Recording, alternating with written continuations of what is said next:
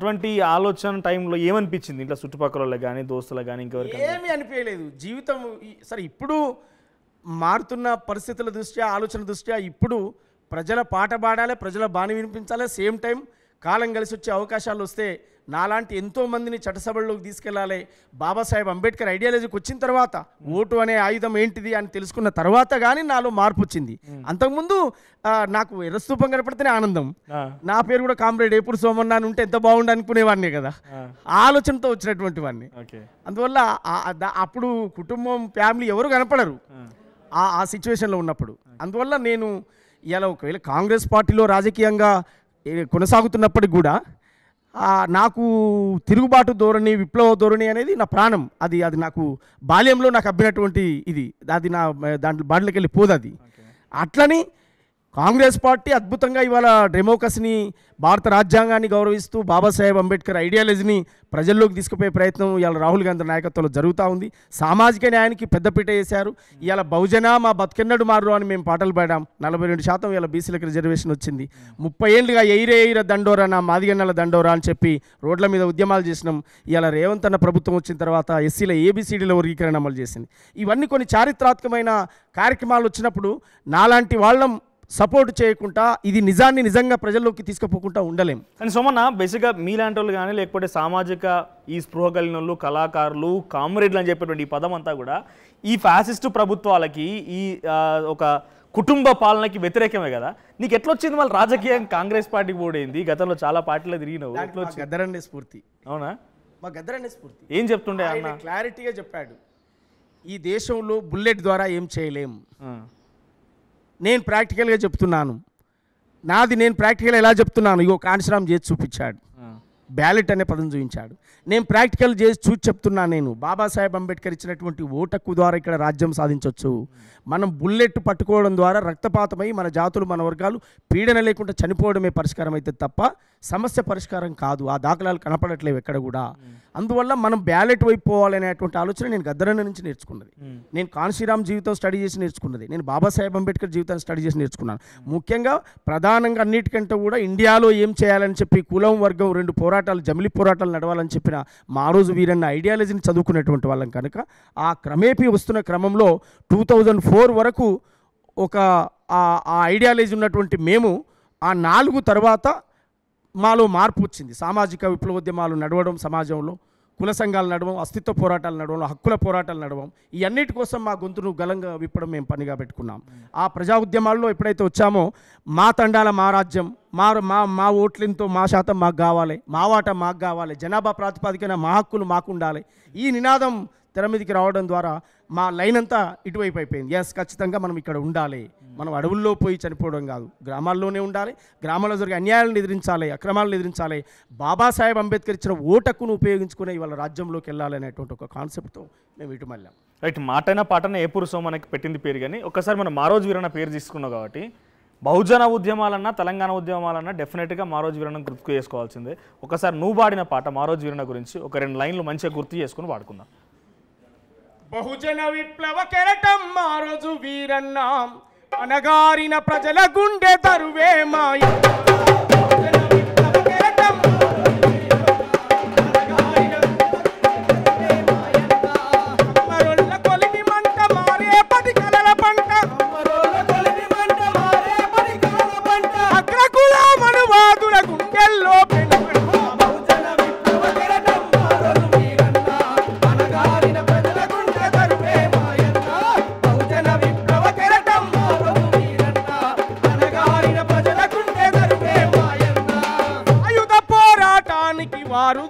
సాయుధ పోరాటానికి దారులు వేసిన గడ్డ, సాయుధ పోరాటానికి దారులు వేసిన గడ్డ, కత్తులకు నెత్తురొద్దిన కొత్తగూడెము బిడ్డ, కత్తులకు నెత్తురొద్దిన కొత్తగూడెము గడ్డ, సురమ్మ రామలింగం ఆశల రూపానివై, సురమ్మ రామలింగం ఆశల రూపానివై, విద్యాబుద్ధులు నేర్చి ఉద్యమాల బాటబట్టి, విద్యాబుద్ధులు నేర్చి ఉద్యమాల బాటబట్టి, మార్సు పూలే అంబేద్కర్ మహనీయుల దారిలోన,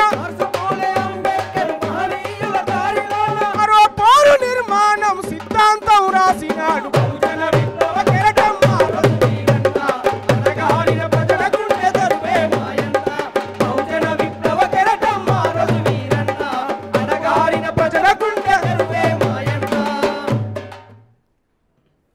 వీరన్న గురించి నేను చెప్పినటువంటి మాట. ఆయన జీవిత చరిత్ర అంతా అందులో పొందుపరిచి రాశాను. ఆయన త్యాగాన్ని చెప్పాను. ఏ పాట చెప్పినా ఏ మాట చెప్పినా వీరన్న లైన్ లేకుండా, వీరన్న పాట లేకుండా నా పాట ఉండదు, రాదు. ఎందుకంటే ఆయన నాకు పునాది. గద్దరన్నను చూడకుండా దూరంగా ఉండి నేను శిశువునయ్యాను, కానీ వీరన్న గ్రామాల్లోకి వస్తే వీరన్న పాడుతుంటే మాట్లాడుతుంటే విన్నాను, నేను లైవ్లో చూశాను ఆ చిన్నతనంలో. నిజంగా అటువంటి వాళ్ళ చరిత్ర, అటువంటి వాళ్ళ యొక్క ప్రయాణం, ఆ ఉద్యమ స్ఫూర్తి మీ పాటల్లో నుంచి, అది ఎవరైనా కానివ్వండి, కళాకారుల పాటల నుంచి బయటకు రాకపోతే ఆ చరిత్ర అక్కడితో ఆగిపోతుంది. ఎందుకంటే ఇప్పుడున్నటువంటి ఫ్యాసిస్ట్ ప్రభుత్వాలు కానివ్వండి, ఒక ఎజెండాతో కార్పొరేటీకరణ ప్రభుత్వం అంతా కూడా, ఆ కార్పొరేటీకరణ ప్రభుత్వంలో వాళ్ళ చరిత్ర చెప్పుకోవడం వల్లే మన రకంగా కొంతమంది అంటే మనకి ఒకప్పుడు ఇట్లుండే, ఇటువంటి జీవితం అనుభవించడం అనేది గుర్తుపట్టాల్సి వస్తుంది. సో ఇటువంటి అమరులు ఎంతోమంది ఉన్నారు కదా. తెలంగాణ అమరుల గురించి కూడా మన పోరాటాలు ఉన్నాయి. ఒక్కసారి తెలంగాణ ఉద్యమంలో నీ నేపథ్యం, గద్దరన్నతో అసోసియేట్ అవ్వడం అన్నీ మాట్లాడదాం. ఒక్కసారి మనం డెఫినెట్గా అమరవీరులను గుర్తు చేసుకోవాలి కాబట్టి ఒక్కసారి అమరవీరులను గుర్తు చేసుకుందాం అన్న. పాటకు సలామో, ఆటకు సలామో, మాటకు సలామో, ఉద్యమ పాటకు సలామో, పాటకు సలామో, ఆటకు సలామో, ఆటకు సలామో, ఉద్యమ పాటకు సలామో, నేలకు సలామో, తెలంగాణకు సలామో, నేలకు సలామో, తెలంగాణకు సలామో, ప్రజల కోసం ప్రాణమిచ్చిన వీరులకు సలామో, వీరవనితలకు సలామో, మాటకు సలామో, మాటకు సలామో, ఆటకు సలామో, ఉద్యమ పాటకు సలామో, చెమట చుక్కలని ఎదోర పోసి పోడుపోతం చేసి పంటను తీస్తే గిరిజన తగలను దోసుక తింటూ శిస్తుగట్టమని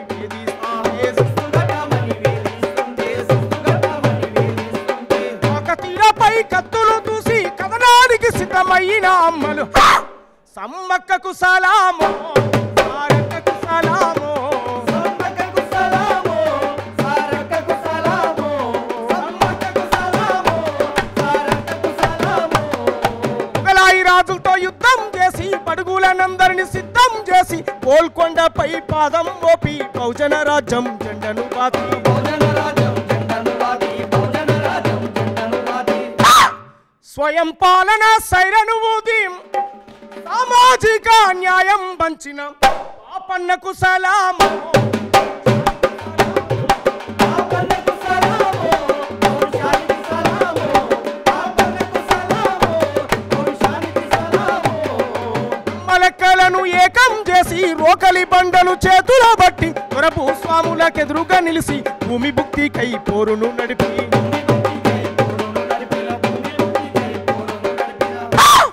ఆత్మగౌరవ పోరాటాలకు ఆయుధమెత్తిన వీరవనిత మన అమ్మకు సలామో, అమ్మకు సలామో, అమ్మకు సలామో, అమ్మకు సలామో, అమ్మకు సలామో, అమ్మకు సలామో, ఆటకు సలామో, ఆటకు సలామో, ఆటకు సలామో, ఆటకు సలామో, మాటకు సలామో, ఉద్యమ బాటకు సలామో,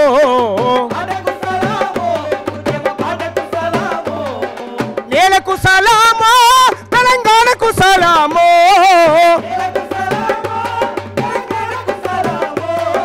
ప్రజల కోసం ప్రాణమిచ్చిన వీరులకు సలామో, బాటకు సలామో,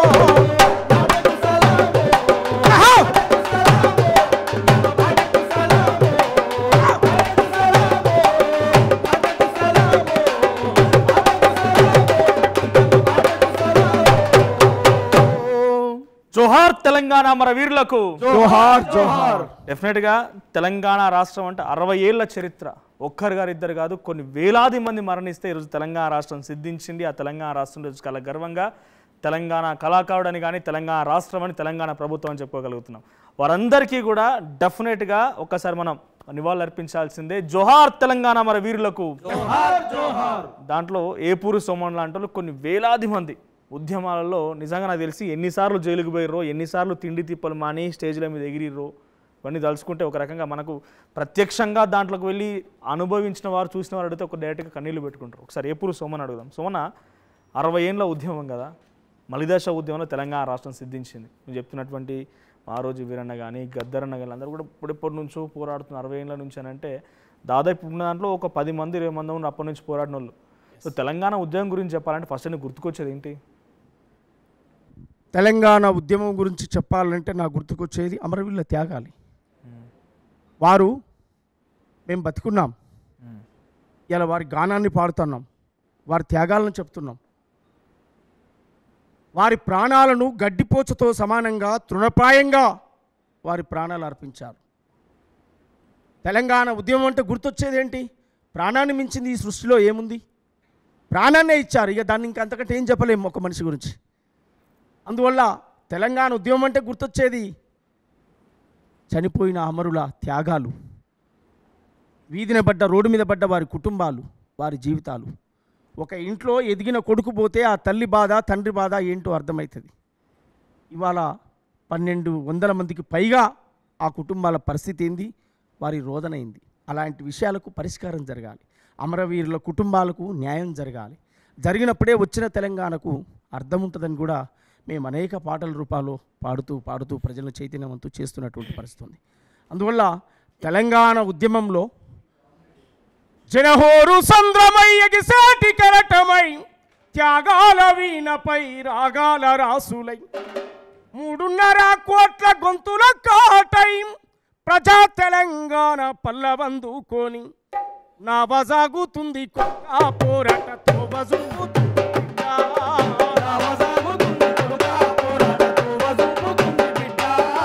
నా వజాగుతుంది కొడుక పోరాటతో వజుగుతుంది బిడ్డ.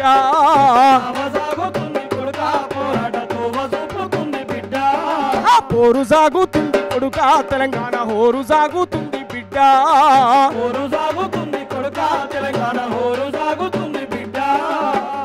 అట్లా తెలంగాణ పిలుపునిచ్చినటువంటి వాళ్ళం. గద్దరన్న నాయకత్వంలో 100 కిలోమీటర్లు పాదయాత్ర చేసి తెలంగాణ నేలంతా కూడా చనిపోవద్దు బిడ్డలారా అని చెప్పినటువంటి సందర్భం. పోరాడి సాధించుకుందాం తెలంగాణను తప్ప మనం చనిపోవద్దు అనేటువంటి సందర్భాన్ని చెప్పాం.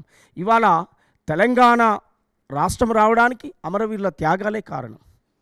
అమరవీరుల త్యాగాలను చూసి చలించిపోయిన సోనియా గాంధీ, కాంగ్రెస్ ప్రభుత్వం తెలంగాణ ఇచ్చినటువంటి చారిత్రాత్మక అవసరాన్ని కూడా ప్రజలకు చెప్పాల్సి. తెలుగులో న్యూస్ కి ఫాస్టెస్ట్ యాప్ ఇప్పుడు టోటలీ న్యూ అవతార్లో జస్ట్ 5 సెకండ్స్ లో కంప్లీట్ న్యూస్. సోషల్ మీడియాలో ట్రెండ్స్ కి one stop solution. Live TV app voice search option తో ఇప్పుడే డౌన్లోడ్ చేయండి లేదా అప్డేట్ అయిపోండి.